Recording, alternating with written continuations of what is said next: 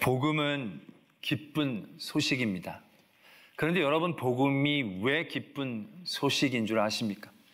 예수님께서 우리를 위해서 이 땅에 오셔서 우리의 죄를 대신 짊어져 주시고, 그리고 부활 승천하셔서 우리의 구원의 길을 열어주셨다. 그것도 굉장히 기쁜 소식임에는 틀림이 없습니다.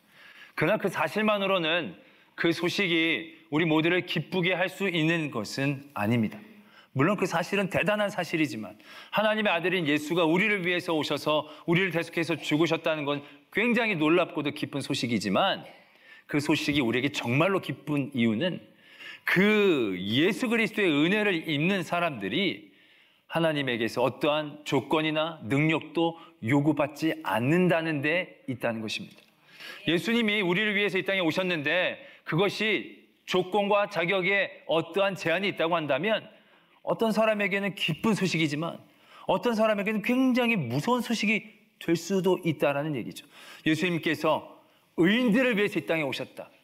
그러면 의인이 아닌 분들은 그 소식이 절대 기쁘지 않죠. 예수님께서 선한 행위를 하는 사람들을 위해서 오셨다. 어느 정도에 되어야 하나님께서 그 보혈의 피의 은혜와 능력을 경험할 수 있을 것이다. 그러면 어떤 사람들은 굉장히 두려워하고 또 근심할 소식이 될 것입니다. 그런데 그게 왜 기쁜 소식이냐?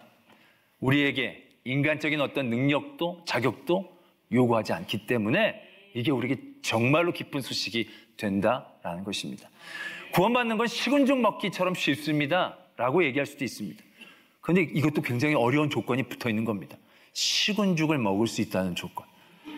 되게 어떤 사람들에게는 쉽지만 어떤 사람들은 식은 죽 먹는 것도 되게 어려운 경우들이 있다는 얘기죠. 숨만 쉬면 다 믿을 수 있어요. 이것도 되게 쉬워 보이지만 이것도 조건이 있는 거예요. 숨 쉬는 게 쉬운 일이냐는 거예요. 우리나라 3분의 1이 비염기가 있다는데 숨 제대로 쉬는 게 쉽지 않은 사람들도 많이 있다는 거죠. 숨 쉬는 것처럼 쉽다. 그럼 어떤 사람에게 굉장히 어려운 이야기가 될 수 있다는 겁니다. 그러나 예수 그리스도가 우리를 위해 오셨다. 이 기쁜 소식이 모든 사람에게 기쁜 소식이 될 수 있었던 것은 그 어떤 인간적인 조건과 자격도 우리에게 요구하고 있지 않기 때문이다라는 사실들을 우리는 굉장히 기쁘고 감사한 마음으로 깨달을 수 있어야 한다는 것입니다. 오늘도 말씀이 그것을 분명히 적고 있습니다. 너희는 그 은혜에 의하여 믿음으로 말미암아 구원을 받았으니 이것은 너희에게서 난 것이 아니요 하나님의 선물이라. 이 말씀으로 미뤄보자면 우리들이 하는 거는 믿음이란 부분이 있습니다. 근데 이 믿음이란 부분이 우리가 막 지금 우리 스스로가 느끼는 아주 큰 결단과 행위를 얘기하는 게 아니고 전체적인 말씀 가운데에서 보면 하나님이 우리에게 주시는 선물인 거예요. 우리에게 요구되어지는 것은 그 선물을 수용하느냐 거부하느냐 그 정도의 나의 역량들이 필요한 거죠. 내가 선물을 거부한다고 선물이 없어지는 것도 아니고 내가 선물을 수용한다고 그때 선물이 생기는 것도 아닙니다. 나의 태도와 상관없이 하나님은 우리에게 선물을 주시고자 이미 존재하고 있는 거죠. 그것을 우리는 그냥 받아들이기만 하는 아주 미미한, 받아들이는 것도 굉장히 큰 노력과 힘이 필요한 것처럼 여겨질 수도 있지만 우리가 생각하는 그러한 존재 자체가 아니라 아주 정말로 우리는 아무것도 할 것 없이 전적으로 하나님이 우리에게 주시는 은혜이다 라는 것을 우리는 분명히 깨달아야 한다는 것입니다. 우리가 이런 얘기들은 전에도 한두 번씩은 다 들어보셨을 것입니다. 우리가 착해서 우리가 심성이 좋아서 지혜로워서 믿게 된 게 아니라는 거죠. 모든 것이 하나님이 우리에게 주신 선물이다라는 것입니다. 전적인 하나님의 은혜, 그래서 이게 은혜가 되어지는 거죠. 진짜 은혜. 근데 우리는 이러한 하나님의 은혜들을 굉장히 쉽고 가볍게 생각할 때가 있습니다. 하나님이 워낙 사랑이 풍부하셔서 넉넉하셔서 이러한 사랑을 우리에게 베풀어 주셨나 보다 생각할 때가 있습니다. 근데 그렇지 않습니다. 하나님이 사랑이 넉넉하셔서 다른 여러 가지 일 가운데에 이게 굉장히 폼나 보여서 이렇게 하신 게 아닙니다. 이렇게 하지 않으면 안 되는 이유가 우리에게 있기 때문에 그렇다는 거죠. 우리에게 0.001%라도 무엇인가 구원에서 우리의 행위가 필요하거나 요구되어졌다라고 한다면 우리 가운데 구원받을 수 있는 사람은 지극히 극소수, 아니 아마 한 사람도 받을 수 없는 그러한 조건이 되어버리고 말 것입니다. 왜요? 우리 가운데 완벽한 인간들은 아무도 없거든요. 우리 가운데 온전히 하나님을 선한으로 의인으로 살아갈 수 있는 그런 환경과 조건들을 스스로 만들어낼 수 있는 사람은 없다는 거죠. 그래서 말씀에서도 수도 없이 그런 일들을 우리에게 깨우쳐주고 계신다는 것입니다. 우리의 부족함, 우리의 완악함, 우리의 길이 없기 때문에, 우리로서는 방법이 없기 때문에 하나님은 이러한 사랑의 방법으로 우리에게 구원을 주시는, 구원의 은혜를 주셨다는 사실들을 분명히 깨달아야 한다는 것입니다. 그래서 우리는 이러한 하나님의 사랑을 굉장히 값없이 여겨서는 안 된다는 것입니다.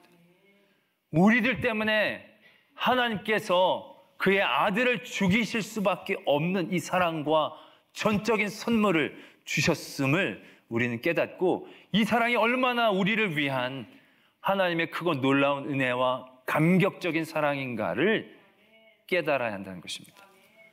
여러분들은 여러분들의 신앙의 생활 가운데에서 믿음의 기본이 뭐라고 생각하십니까? 믿음의 기초가 어디라고 생각하십니까? 저는 우리의 믿음의 기초가 단연 여기에서부터 시작한다라고 말씀드릴 수가 있습니다. 우리의 믿음이 흔들린다, 우리의 믿음이 굉장히 어렵고 믿음이 여러 가지로 기쁘거나 즐겁지 않다, 여러 가지 다른 이유들을 찾을 수 있겠지만 가장 근본적인 이유는 이 하나님에 대한 은혜와 사랑에 대한 온전한 깨달음과 기쁨이 없기 때문이 아닌가라는 것을 우리가 한번 점검해 볼 필요가 있다는 것입니다. 성경에서도 보면 하나님이 우리에게 주신 이 구원이라는 것이 전적으로 하나님의 은혜, 나의 행위로 된 것이 아니라 하나님의 은혜로 된 것이라는 것에 대한 깨달음이 우리 안에서 조금씩 희박해질 때 그것이 얼마나 큰 믿음과 신앙의 오류로 나타나는가를 적고 있습니다. 부자 청년에 대한 얘기 여러분들 자주 들어보셨을 것입니다. 부자 청년이 예수님에게 와서 어떻게 하면 영생을 얻을 수 있습니까? 물어봅니다. 예수님이 계명을 잘 지키면 되겠지? 저 계명을 잘 지켰습니다. 또 무엇을 더 하면 되겠습니까? 이렇게 물어보는 사건이 있습니다. 이게 얼마나 안타까운 일입니까? 그 청년 꽤 괜찮은 청년인 것 같습니다. 율법을 잘 지키려고 하는 그런 모습들, 그런 거는 정말 칭찬받을 만합니다. 그런데 이 청년이 지금 자기를 어떤 곳으로 스스로가 내몰고 있습니까? 예수님에게 그것만 계명만 잘 지켜도 되겠지, 그러면 감사합니다, 그러고 가도 되는데 이 청년은 거기서 한 걸음 더 나가서 질문하죠. 또 제가 뭘 하면 되겠습니까? 그때 예수님이 뭐라고 얘기하십니까? 네가 가지고 있는 모든 것들을 팔아서 가난한 사람들에게 나눠주고 나를 쫓으라. 그가 조그만 자기의 행위로 자기의 의를 쌓고 하나님 앞에서 무엇인가 자기의 것들을 가지려고 했을 때 결국 그러한 믿음은요, 자기가 하지 못할 행위의 앞에 서게 되어진다는 것입니다. 절대로 자기가 할 수 없는 행위 앞에 자기가 서서 스스로 좌절하게 되며 슬픈 기색을 띠며 예수 그리스도를 떠나가는 그러한 모습을 보이게 된다는 것이죠. 그 청년이 왜 그렇게 됐겠습니까? 그 청년이 정말로 내가 이렇게 믿고 하나님의 율법을 지킬 수 있다는 것이 얼마나 전적인 하나님의 은혜이고 하나님이 주신 나의 사랑의 모습이다라는 것을 깨달았더라면 예수님에게 그런 질문을 할 필요가 없죠. 그것만으로도 감사하고 기쁜데, 근데 뭔가 석연치 않게 그 마음속에 무엇인가가 생기기 시작하는 것이죠. 하나님에 대한 전적인 사랑이, 그 구원이 은혜임을 깨닫지 못하고 그 은혜에 대한 기쁨과 감사함이 그의 안에서 조금씩 사라져 나갈 때 그의 행위가, 그의 의가 그 안에서 조금씩 생겨나게 되어진다는 것이죠. 그럴 때 그들의 믿음이 얼마나 변질되어지는 것입니까? 예수님이 계셨을 때 바리새인들이 딱 그러했지 않습니까? 그들이 하나님이 주신 율법을 잘 지키는 것으로 그들이 의롭다라고 생각했습니다. 근데 그들의 믿음의 상태를 예수님께서 뭐라고 말씀하셨습니까? 그들이 천국 문 앞에 딱 서서 자기도 들어가지 않고 다른 사람도 들어가지 못하게 하는 그러한 정말로 악한 존재의 믿음 가운데 그들이 세워지고 있다는 것을 예수님께서 말씀하고 계시지 않냐는 거죠. 이게 왜 이렇게 된 것입니까? 그들이 하나님이 그들을 택하시고 그들에게 주셨던 은혜가 전적인 하나님의 사랑이고 전적인 선물이라는 것을 깨달았다면 날마다의 삶이 기쁘고 감사했겠죠. 그리고 그 일들 가운데 모든 사람들과 함께 초청하면서 나가고 싶어 했겠죠. 근데 그게 그것으로 만족해지지 않은 거죠. 뭔가 하나님이 주신 선물만 가지고는 안 된 것 같고, 선물은 너도 선물 나도 선물, 그럼 뭔가 기분이 안 좋고 나만 보다 더 특별하고 나만 좀 더 뛰어나고 나만이 가질 수 있는 무엇인가의 일들을 하고 싶어하는 마음들, 그것이 굉장히 어떻게 보면 별거 아닌 별거 아닌 마음 것 같지만 심각한 신앙에 대한 변질을 만들어내고 있다는 것이죠. 지난주에 갈라디아 교회의 말씀을 나누면서 그런 말씀 드린 적이 있습니다. 그 교회가 예수님 잘 믿고 있었는데 그 중에 이런 교인이 생긴 거죠. 할례도 받지 않은 것입니다. 율법도 잘 지켜보자는 겁니다. 왜? 예수님만 잘 믿으면 되는데 이것만 가지고 뭔가 부족한 것 같거든요. 뭔가 더 있으면 좋을 것 같거든요. 이 뭔가 부족한 것 같다는 마음이 왜 생겨나게 되냐는 거죠. 하나님이 자기에게 주신 그 사랑과 은혜에 대한 전적인 깨달음이 그 안에서 조금씩 힘해지고 있기 때문에 뭔가 부족한 것들 같은 생각이 드는 거죠. 그리고 할례까지 받는 거, 예수님도 잘 믿고 율법도 잘 지키는 게 뭐가 나쁜가? 라고 생각할 수 있지만 그것이 심각한 신앙의 변질의 시작이라는 거죠. 그들의 믿음이 얼마나 귀한 하나님의 은혜 가운데 기뻐하고 감사해야 할 제목인데 그렇게 감사하지 못하고 뭔가 자기 것들을 하나씩 둘씩 더 챙겨가면서 만들어 나가려는 것, 이거는 믿음이 아니라 소욕이라고 얘기하는 거죠. 육체의 일이라고 얘기할 수밖에 없다는 것입니다. 이 육체의 일들에 대한 관심들이 어디서부터 시작된 것입니까? 왜 부자 청년이 뭔가 더 하고 싶은 생각이 어디에서부터 시작한 것입니까? 다른 사람들이 그렇게 가르쳐서요? 주변의 환경들이 그래서요? 아니요. 그의 마음 안에 하나님이 주신 그 은혜에 대한 전적인 깨달음과 기쁨이 없기 때문에, 그것이 조금씩 그 안에서 힘해지고 있기 때문에, 그 사랑에 대한 위대함이 그 안에서 조금씩 기억에서 상실되어지기 때문에 그 자리들이, 엉뚱한 인간의 소욕들이 신앙으로 포장되어져서 들어오기 시작한다라는 것입니다. 우리는 예수님이, 하나님이 우리에게 이런 사랑을 주셨다는 것, 이게 단순히 하나님이 우리에게 주신 사랑이 이런 것이다 라는 것을 아는 것에서 그치기 위해서 하나님이 그런 사랑을 우리에게 해주시고 알려주신 게 아니라는 걸 알아야 됩니다. 어쩔 수 없이 우리의 부족함 때문에 하나님이 이런 사랑을 우리에게 주셨지만, 이러한 사랑을 주신 우리를 향한 하나님의 큰 은혜가 또한 있음을 깨달아야 된다는 것입니다.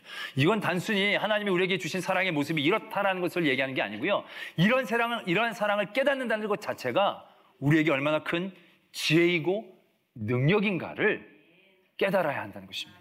하나님은 여기까지 우리를 이르기를 원하신다는 거죠. 오늘 말씀이 그걸 적고 있습니다. 오늘 말씀에 보면 8절에서 그런 하나님의 사랑을 깨닫는 성도들의 태도들이 나타납니다. 행위에서 난 것이 아니니 이는 누구든지 자랑하지 못하게 함이라. 내게 주신 이 모든 것이 전적인 하나님의 은혜이고 선물이다라는 사실을 온전히 깨닫게 되면 그 다음에 자연스럽게 나의 모든 삶의 자리의 것들이 내 자랑이 아님을 깨달을 수밖에 없다는 것입니다. 이건 굉장히 자연스러운 흐름이고 우리가 꼭 지켜야 할 지혜인 것입니다. 여러분 어떻습니까? 여러분들이 지금의 삶의 자리에서 여러분들이 자랑거리로 생각하는 그 어떤 것이 있으십니까? 만약 그런 것이 있다면 여러분은 지금 여러분들에게 주어진 하나님의 사랑을 온전히 이해하지 못하고 있다라고 얘기하는 게 맞을 겁니다. 내가 참 건강해. 내 건강을 자랑하는 분들, 하나님이 여러분에게 주신 그 은혜 가운데에서 세워진 건강이 여러분들의 자랑거리로만 되어진다면 이게 얼마나 미련한 일입니까? 자랑할 수 있겠죠. 그러나 내가 주신 은혜 가운데 주신 건강함이라면 그 자랑은 내 건강의 자랑이 아니라 하나님에 대한 자랑이 될 수밖에 없겠죠. 근데 여러분들은 어떻습니까? 여러분들이 가진 물질이 여러분들의 자랑, 여러분들의 자녀에 대한 자랑이 여러분들의 자랑, 여러분들이 갖고 있는 모든 환경과 상황들에 대한 자랑이 여러분들의 자랑 아닙니까? 그렇다면 여러분들 안에 하나님의 사랑과 은혜는 어디에 있습니까? 여러분들의 그 건강은 어디에 터닫고 세워진 것입니까? 여러분들의 그 물질은 어디에서부터 시작한 것입니까? 여러분들의 자녀는 어디에서부터 자라나가기 시작한 것입니까? 다 여러분들의 삶이고 여러분들의 지혜이고 여러분들의 능력인 것입니까? 그렇다면 얼마나 하나님에 대한 사랑을 여러분들이 잊고 살았는가라는 것이죠. 하나님의 전적인 사랑을 깨달은 사람들은요, 자기의 삶을 자랑하지 않습니다. 자랑할 수 없습니다. 왜? 내게 아닌데, 내 능력으로 된 게 아닌데요. 그걸 어떻게 자랑하는 그런 어리석음을 범할 수 있겠습니까? 하나님의 사랑을 제대로 깨닫는 사람들은 자랑하지 않는 지혜를 얻게 되어지는 거죠. 그리고 그 지혜는 그 다음에 어떠한 순서로 우리를 인도하느냐 하면 우리는 그가 만드신 바라 그리스도 예수 안에서 선한 일을 위하여 지으심을 받은 자니 이 일은 하나님이 전에 예비하사 우리로 그 가운데에서 행하게 하려 하십니다. 내게 주신 하나님의 은혜가 은혜됨을 깨닫게 되어지면요, 자랑하지 않게 되어지고요, 자랑하지 않게 되면 그 다음부터는 어떠한 수순으로 넘어가게 되느냐 하면요, 이 은혜를 주신 하나님의 선하신 뜻에 대하여 생각하고자 하는 단계로 자연스럽게 넘어갈 수밖에 없습니다. 왜요? 난 아무것도 아닌데 내가 이렇게 건강하다, 이게 다 은혜다. 그럼 그 다음에 나한테 왜 이런 건강함을 주셨을까? 이런 질문이 자연스럽게 나오게 되어진다는 것이죠. 이건 지혜이고 능력인 것입니다. 내가 아무것도 아닌데 내가 왜 이렇게 많은 물질을 누리게 해주시는가? 이게 감사하고 기쁘면 그 다음엔 이 물질을 통해 하나님이 원하시는 게 뭔가? 이렇게 생각되어지는 건 너무 자연스러운 흐름일 수밖에 없다는 것입니다. 다윗이 주변의 원수들을 다 무찌르고 자기 궁에 편히 서 있게 됐습니다. 자, 자기가 정말로 수많은 전쟁터에서 피를 흘리면서 싸웠습니다. 그리고 그 어떤 왕도 할 수 없는 그런 제국을 형성했습니다. 다윗이 정말 내가 목숨 걸고 싸워서 이 나라를 이끌었구나 라고 생각한다면 정말 그 궁궐에서 그는 호의호식 할 수밖에 없었을 것입니다. 그런데 다윗은 어떻습니까? 다윗은 그 궁에서 그 모든 상황들을 바라보며 이러한 생각을 갖죠. 내가 무엇이건데 하나님이 이러한 평화를 나에게 주시는가? 다윗의 힘은 전에도 몇 번 말씀을 드렸지만 늘 처음부터 감사하는 데 있습니다. 다윗은 어느 시점에 있든지 간에 제일 처음부터 감사합니다. 목동이었던 나를 살려주시고, 목동이었던 나를 장군 되게 해주시고, 목동이었던 나를 지금 살아있게 하시고, 목동이었던 나를 왕이 되게 하시고, 통일하게 하시고, 그 처음부터 시작하는 다윗의 감사함이 그 삶의 자리에서 그를 어떻게 지혜롭게 하는지를 우리는 볼 수 있지 않습니까? 아무것도 아닌 나에게, 목동이었던 나에게 하나님이 이렇게 은혜를 주셔서 평화를 주시고 나에게 이렇게 궁궐에서 살게 해주시고, 자랑할 거리가 아니죠. 그 다음에 다윗이 어떻게 넘어갑니까? 나는 이렇게 평화의 궁궐에 있는데 하나님의 궤는 천막 안에 있구나. 이 창조적인 생각들이 그러한 상황 가운데에서 나타나게 되어진다는 것이죠. 모든 믿음의 사람들이 결국 그렇습니다. 아브라함이 하나님 앞에 부르심을 받죠. 아브라함이 깨닫습니다. 내가 능력이 있어서도 아니고 내게 가능성이 있어서도 아니고 나는 아무런 부족도 만들 수 없고 아들도 없는 그러한 나를 하나님께서 불러주셨구나. 거기에 대한 온전한 깨달음에 대한 감사가 아브라함에게 있었을 때 그는 모든 삶의 자리에서요, 세상의 것에 연연해야 하지 않을 수 있었다는 거죠. 롯과의 나누어질 때도요, 그는 삼촌이고 기득권입니다. 그러나 아브라함은 거기에 매이지 않습니다. 왜요? 모든 것이 하나님의 은혜인데 거기에 매일 필요가 뭐가 있는 것이죠. 하나님이 나에게 이렇게 롯을 데리고 온 이유가 뭔가? 롯을 잘 대해주라는 건 아니겠는가? 그러자 롯에게 먼저 좋은 자리를 양보하죠. 나중에 롯이 포로로 끌려갔을 때 아브라함이 자기의 집에서 길렀던 사람들과 함께 전쟁을 치러서 다 뺏어옵니다. 그 소돔과 고모라의 모든 재물들을 아브라함이 다 뺏어옵니다. 다 자기가 가져도 돼요. 근데 아브라함이 어떻게 행동합니까? 내가 이것 때문에 부자가 됐다는 얘기를 듣고 싶지 않다는 거죠. 나는 이 모든 것이 하나님의 은혜로 되어진 것이지 어떤 세상의 도움으로 된 것이라고 얘기 듣고 싶지 않다는 것이죠. 그래서 그 모든 것들을 다시 다 되돌려 줄 수 있지 않습니까? 내게 주신 이 모든 것이 하나님의 은혜였을 때 그것을 자랑하고 자랑함으로써 내 거를 만드는 게 아니라 그 일들을 통하여 어떻게 선하게 하나님이 일을 하시는지를 보게 되어진다는 것이죠. 요셉도 그렇습니다. 요셉도 정말로 힘들고 어려운데 그가 믿음을 지켜서 총리가 됐어요. 만약에 그가 그러한 생각으로 총리 자리에 섰더라면 이렇게 생각할 겁니다. 내가 정말로 믿음을 지켜가지고 하나님이 내게 복을 주셔서 내가 총리가 됐구나 라고 생각했다면 그는 총리 자리에서 그를 팔았던 형을 만났을 때 이렇게 생각할 수밖에 없습니다. 하나님이 복수하라고 나를 총리의 자리에 세워주셨나 보다. 총리의 자리가 자기의 자랑거리가 되면요, 그 자리에서 자기가 하고 싶은 일들밖에 볼 수 없었을 것입니다. 그런데 요셉은 그렇지 않습니다. 그 총리의 자리에 서 있게 된 그 모든 과정들이 요셉은 하나님이 주신 철저한 은혜요 선물임을 깨닫다는 것이죠. 그들이 아버지가 죽고 나서 형들이 두려워할 때 뭐라고 얘기합니까? 모든 것이 하나님의 선하신 계획 가운데에서 이루어진 것이라고. 내가 총리된 건 형들에게 복수하라는 것이 아니라 내가 총리가 된 건 하나님의 은혜인데 이 은혜를 다시 한번 곰곰이 되돌아보니까 하나님의 뜻이 있더라고. 내 가족을 이 가뭄 가운데에서 지키고 보호하며 여기서 살아나갈 수 있도록 해주시려는 하나님의 계획과 뜻을 요셉은 볼 수 있었다라는 것이죠. 바로 그것이 하나님의 은혜를 온전히 깨닫는 사람들이 갖게 되어지는 지혜와 능력이 되어진다는 것입니다.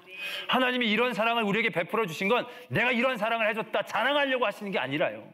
이러한 사랑에 대한 온전한 깨달음이 우리를 얼마나 지혜롭게 하는지, 우리를 얼마나 능력 있게 행하는지를 하나님이 베풀어 주신 것이다 라는 겁니다.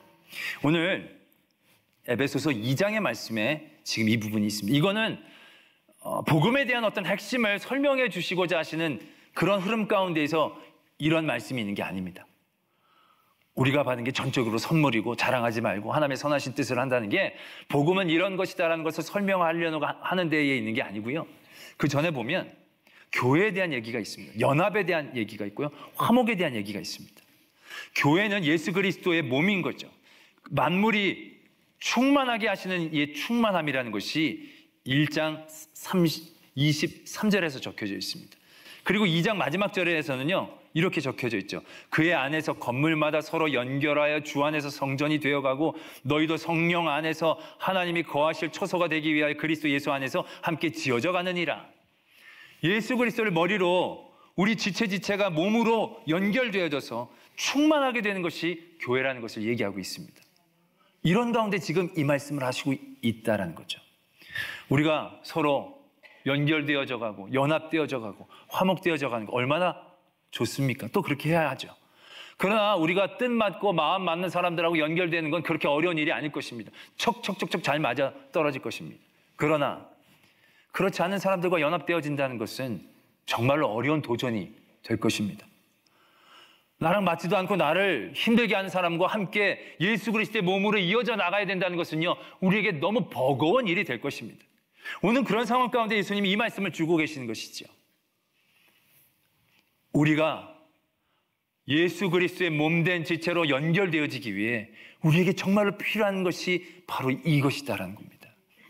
내가 받은 이 모든 것이 하나님의 은혜의 선물이라는 것에 대한 깨달음, 그래서 자랑하지 않는 그 지혜와 하나님의 나에게 주신 선하신 뜻을 깨닫는 그 능력, 그게 있어야 우리는 비로소 누구와 연합할 수 있는 중심을 만들어낼 수 있다는 얘기죠.